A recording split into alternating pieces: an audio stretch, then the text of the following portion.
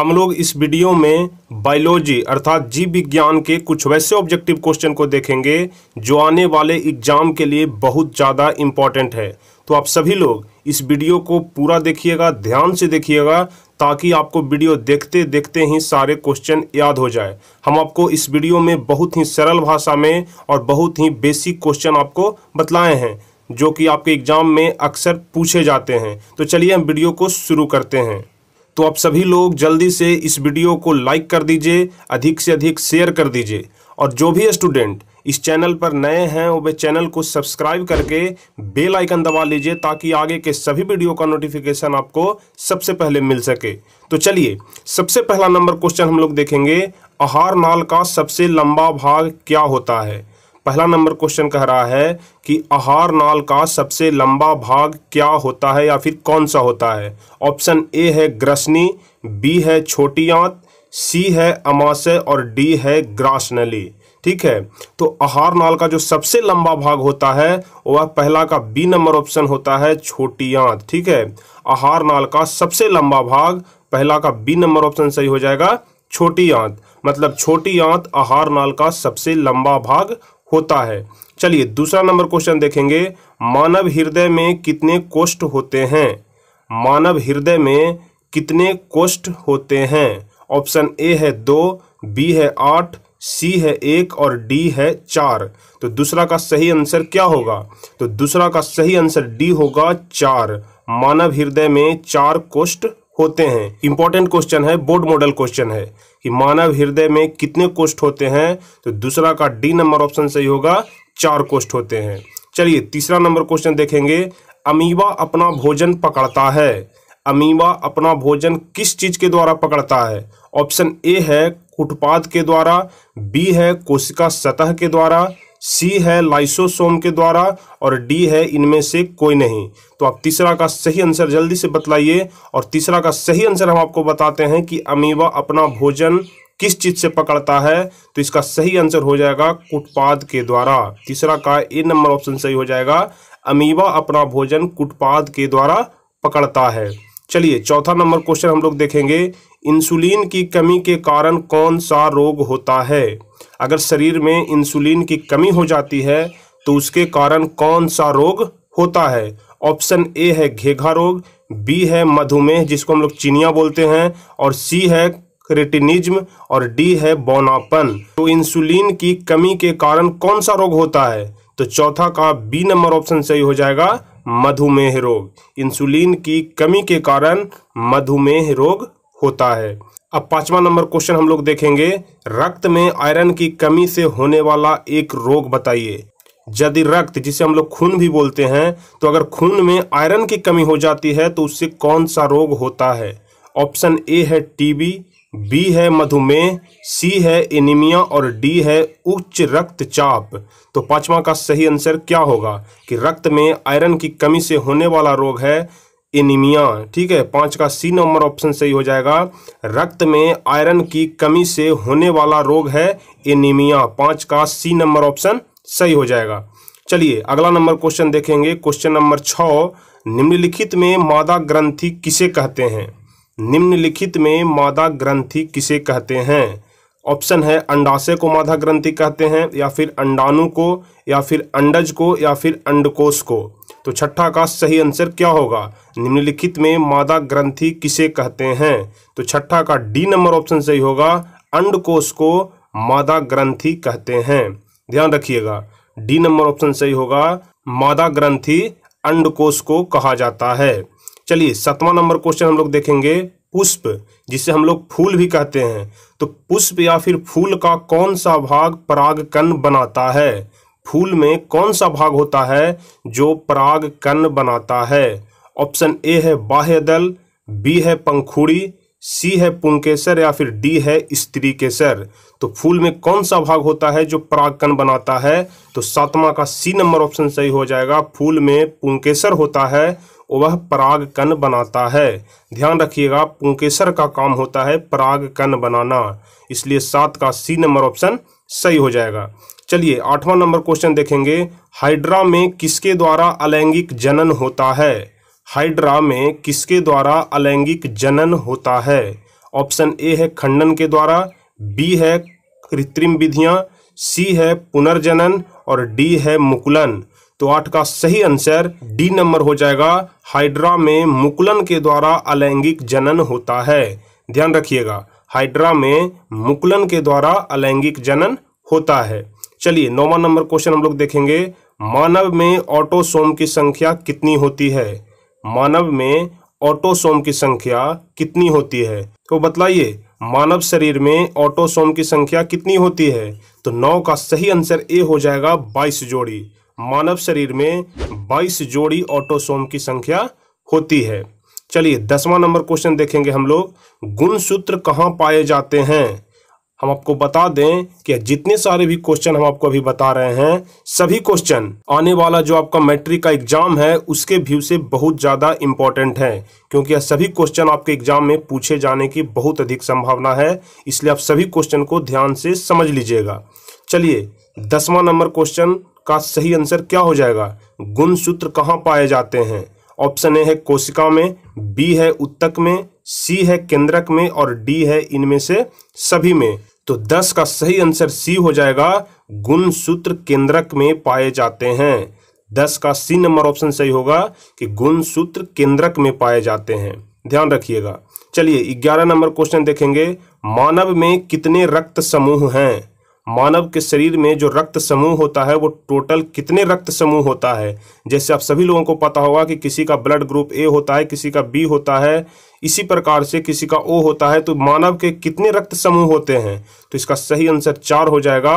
मानव में 4 रक्त समूह होते हैं, या फिर मानव शरीर में जो 4 प्रकार के रक्त पाए जाते हैं, सभी मनुष्य में अलग अलग प्रकार के रक्त समूह पाए जाते हैं। ठीक है, मानव में कितने रक्त समूह होते हैं? तो डी नंबर ऑप्शन इसका सही हो जाएगा। चलिए 12 नंबर क्वेश्चन देखेंगे। गुणसूत्र की खोज किस ईस्वी में हुई? गुणसूत्र के बारे में तो आप सभी लोगों को पता ही होगा, और गुणसूत्र की खोज सर्वप्रथम किस ईस्वी में हुई थी इसके बारे में बताना है। ऑप्शन ए है 1876 ईस्वी, ऑप्शन बी है 1870 ईस्वी, ऑप्शन सी है 1879 ईस्वी और ऑप्शन डी है 1875 ईस्वी। तो इसका सही आंसर हो जाएगा 1875 ईस्वी। गुणसूत्र की खोज सर्वप्रथम 1875 ईस्वी में हुई थी। तो 12 का डी नंबर ऑप्शन सही हो जाएगा। चलिए क्वेश्चन नंबर 13 देखेंगे। मानव में ऑटोसोम की संख्या होती है।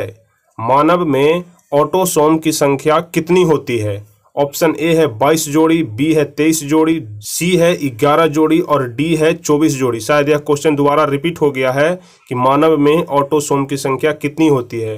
तो 13 का हम आपको ए नंबर ऑप्शन बताए थे 22 जोड़ी। मानव में 22 जोड़ी ऑटोसोम की संख्या होती है। चलिए 14 नंबर क्वेश्चन देखेंगे।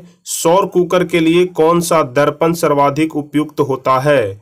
सौर कुकर के लिए कौन सा दर्पण सर्वाधिक उपयुक्त होता है? कहने का मतलब कि सौर कुकर में कौन सा दर्पण लगाया जाता है।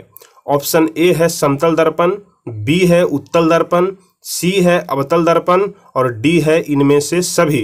तो बताइए सौर कुकर में कौन सा दर्पण सर्वाधिक उपयुक्त होता है? तो 14 का सी नंबर ऑप्शन सही होगा, अवतल दर्पण। सौर कुकर के लिए अवतल दर्पण सबसे अधिक उपयुक्त होता है, मतलब सौर कुकर में अवतल दर्पण को लगाया जाता है। चलिए 15 नंबर क्वेश्चन हम लोग देखेंगे। पवन विद्युत जनित्र में पवन की चाल कम से कम होनी चाहिए। आप सभी लोगों को पता होगा कि जो विद्युत बनता है वह पवन से भी बनता है, मतलब वायु से भी विद्युत का उत्पादन होता है, जल से भी विद्युत का उत्पादन होता है। तो यही क्वेश्चन पूछ रहा है कि जो वायु से जो विद्युत का उत्पादन होता है उसमें जो पवन विद्युत जनित्र होता है, मतलब जो विद्युत उत्पादन करने के लिए जो जनरेटर लगा होता है, तो उस पवन विद्युत जनित्र में कम से कम कितनी चाल होना चाहिए पवन की, मतलब हवा की चाल कम से कम कितना होना चाहिए। ऑप्शन ए है 15 किलोमीटर प्रति घंटा, बी है 150 किलोमीटर प्रति घंटा, सी है 1.5 किलोमीटर प्रति घंटा और डी है 1500 किलोमीटर प्रति घंटा। तो देखिए आप सभी लोग इस बात को ध्यान रखिएगा कि पवन विद्युत जनित्र में पवन की चाल कम से कम 15 किलोमीटर प्रति घंटा होना चाहिए। यदि 15 किलोमीटर प्रति घंटा से कम पवन का स्पीड रहता है तो विद्युत उत्पादन नहीं हो पाएगा, इसलिए कम से कम 15 किलोमीटर प्रति घंटा रहना बहुत आवश्यक है। चलिए 16 नंबर क्वेश्चन हम लोग देखेंगे, ऊर्जा का एसआई मात्रक क्या होता है? ऊर्जा का एसआई मात्रक क्या होता है? 16 का सही आंसर क्या होगा? ऑप्शन ए है कैलोरी, बी है जूल, सी है ताप और डी है न्यूटन। तो ऊर्जा का एसआई मात्रक जूल होता है। 16 का बी नंबर आंसर सही होगा, ध्यान रखिएगा। ऊर्जा का एसआई मात्रक जूल होता है। चलिए 17 नंबर क्वेश्चन हम लोग देखेंगे, ओजोन परत के अपक्षय के लिए मुख्य रूप से कौन जिम्मेदार है?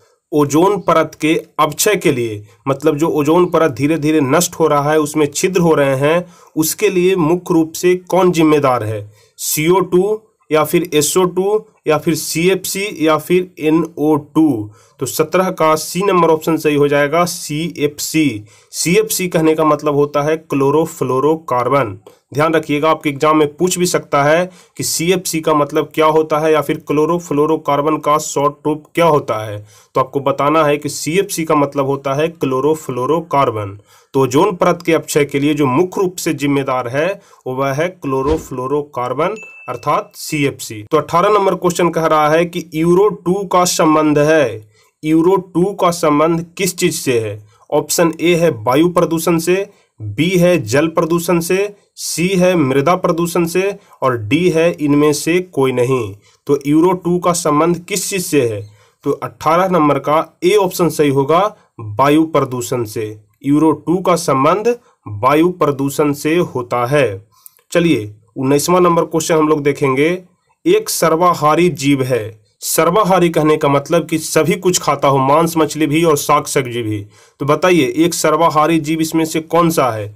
ए ऑप्शन है बाघ, बी है कुत्ता, सी है गाय और डी है उपयुक्त सभी। तो आप बाघ के बारे में जानते होंगे कि सिर्फ यह मांस खाता है, गाय के बारे में भी जानते होंगे कि यह सिर्फ शाकाहारी होता है, लेकिन कुत्ता होता है वह शाकाहारी और मांसाहारी दोनों होता है, इसलिए कुत्ता ही एक सर्वाहारी जीव है। 19 का बी नंबर ऑप्शन सही हो जाएगा। चलिए 20वां नंबर क्वेश्चन हम लोग देखेंगे, ओजोन के एक अणु में कितने परमाणु होते हैं? बहुत ज़्यादा इंपॉर्टेंट क्वेश्चन है कि ओजोन के एक अणु में कितने परमाणु होते हैं। देखिए सबसे पहले आपको ओजोन का अणुसूत्र आना चाहिए कि ओजोन का सूत्र क्या होता है। तो ओजोन का सूत्र होता है O3, ठीक है। ओजोन का सूत्र होता है O3। जिस प्रकार से ऑक्सीजन का सूत्र होता है O2, उसी प्रकार से ओजोन का सूत्र होता है O3। तो आप ऑक्सीजन के बारे में जानते होंगे कि O2 लिखाता है, इसका मतलब कि ऑक्सीजन के एक अणु में 2 परमाणु हैं, ठीक है। यहाँ पर 2 लिखा हुआ है, इसका मतलब कि ऑक्सीजन के एक अणु में 2 परमाणु हैं। उसी प्रकार से यदि O3 लिखा हुआ है, इसका मतलब कि ऑक्सीजन के एक अणु में 3 परमाणु हैं। तो ओजोन के एक अणु में कितने परमाणु होते हैं? तो इसका सी आंसर सही हो जाएगा, 3 परमाणु। इसके लिए सबसे पहले आपको इसका सूत्र ध्यान रखना पड़ेगा। तो ओजोन के एक अणु में 3 परमाणु होते हैं। 20 का सी नंबर ऑप्शन सही हो जाएगा। चलिए 21वां नंबर क्वेश्चन हम लोग देखेंगे, यह भी इंपॉर्टेंट क्वेश्चन है कि चिपको आंदोलन का मुख्य उद्देश्य संरक्षित करना था। किस चीज को बचाने के लिए चिपको आंदोलन शुरू किया गया था? तो ऑप्शन ए है मिट्टी को बचाने के लिए, कि बी है वृक्षों यानी कि पेड़ पौधों को बचाने के लिए, सी है जल को बचाने के लिए और डी है बिजली को बचाने के लिए। तो 21 का बी नंबर ऑप्शन सही होगा, वृक्षों यानी कि पेड़ पौधों को बचाने के लिए ही चिपको आंदोलन शुरू किया गया था। चिपको आंदोलन में सभी लोग पेड़ पौधों को बचाने के लिए पेड़ के साथ ही चिपक जाते थे, ठीक है। तो 21 का बी नंबर ऑप्शन सही हो जाएगा। चलिए 22वां नंबर क्वेश्चन हम लोग देखेंगे, ऊर्जा का पारंपरिक स्रोत क्या है? ऊर्जा का पारंपरिक स्रोत क्या है? ऑप्शन ए है बायोगैस, बी है सौर ऊर्जा, सी है पवन ऊर्जा और डी है कोयला। 22 का सही आंसर क्या हो जाएगा? तो 22 का सही आंसर डी हो जाएगा। ऊर्जा का पारंपरिक स्रोत कोयला है। जो कोयला है वह ऊर्जा का पारंपरिक स्रोत है। चलिए अगला नंबर क्वेश्चन देखेंगे, क्वेश्चन नंबर 23, CFC का पूरा नाम बताएं। देखिए पिछले क्वेश्चन में हम आपको इसके बारे में अभी बता रहे थे कि CFC का पूरा नाम क्या होता है।